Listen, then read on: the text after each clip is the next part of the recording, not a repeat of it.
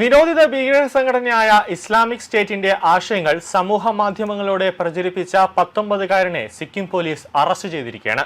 ദേശീയ സുരക്ഷയെ ബാധിക്കുന്ന ഗുരുതര കുറ്റങ്ങൾ ചുമത്തി നിയമവിരുദ്ധ പ്രവർത്തനങ്ങൾ, അതോടൊപ്പം തന്നെ ഇൻഫർമേഷൻ ടെക്നോളജി ആക്ട്, ഭാരതീയ ന്യായ സംഹിത എന്നിവ പ്രകാരമാണ് കേസെടുത്തിട്ടുള്ളത്. രഹസ്യ വിവരത്തെ തുടർന്നാണ് അന്വേഷണം ആരംഭിച്ചത്. അന്വേഷണത്തിനൊടുവിൽ ഗ്രൂപ്പ് ഓഫ് ഇസ്ലാമിക് മെമ്പേഴ്സ് എന്ന ഇൻസ്റ്റാഗ്രാം അക്കൗണ്ടിലൂടെ ഒരു സംഘം യുവാക്കൾ IS അനുകൂല പ്രചാരണം നടത്തിയതായി പോലീസ് കണ്ടെത്തിയിട്ടുണ്ട്. അന്വേഷണത്തിന്റെ ഭാഗമായി 6 പേരെ കസ്റ്റഡിയിലെടുത്ത് ചോദ്യം ചെയ്തിട്ടുണ്ട്. ഇതിൽ മുഹമ്മദ് അർജു എന്ന യുവാവിനെയാണ് അറസ്റ്റ് ചെയ്തത്.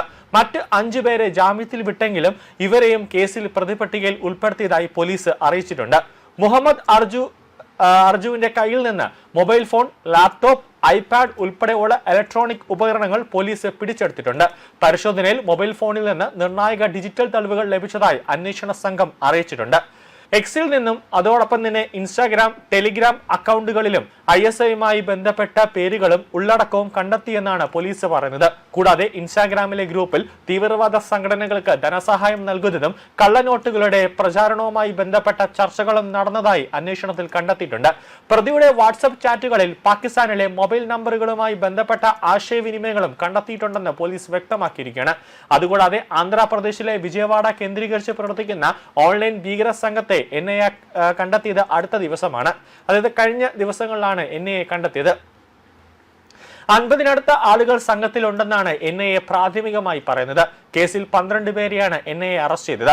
6 സംസ്ഥാനങ്ങളിലേക്ക് NIA അന്വേഷണം വ്യാപിപ്പിച്ചിട്ടുണ്ട്. നിലവിൽ കഴിഞ്ഞ മാർച്ച് 12-ന് വിജയവാഡയിൽ 23-കാരനായ മുഹമ്മദ് റഹ്മത്തുള്ള ഷെരീഫ് എന്ന വ്യക്തിയെ ആന്ധ്രാപ്രദേശ് പോലീസ് അറസ്റ്റ് ചെയ്തതിനെ തുടർന്നാണ് കേസിന്റെ തുടക്കം ഉണ്ടാവുന്നത്.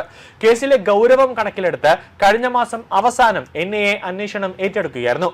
അന്വേഷണത്തിന് ആന്ധ്രാപ്രദേശിന് പുറമെ മഹാരാഷ്ട്ര, തെലങ്കാന, ദില്ലി, ബീഹാർ, പശ്ചിമബംഗാൾ, കർണാടക, രാജസ്ഥാൻ തുടങ്ങിയ സംസ്ഥാനങ്ങളിലേക്ക് നീളുന്ന കണ്ണികളാണ് ഉള്ളതെന്ന് NIA കണ്ടെത്തിയിരുന്നു. 12 പ്രതികളെ NIA ഇതിനോടകം തന്നെ അറസ്റ്റ് ചെയ്തിട്ടുണ്ട്. ഒരാൾ വിദേശത്ത് പ്രവർത്തിച്ചിരുന്ന ഹാൻഡിലർ ആണെന്ന് NIAയുടെ കണ്ടെത്തലുണ്ട്.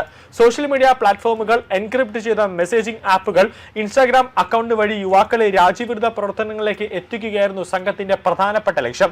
ഇവർക്ക് ഇസ്ലാമിക് സ്റ്റേറ്റ്, അൽ ഖ്വയ്ദ എന്നീ നിരോധിത സംഘടനയുമായി ബന്ധമുണ്ട് NIA വ്യക്തമാക്കുന്നുണ്ട്.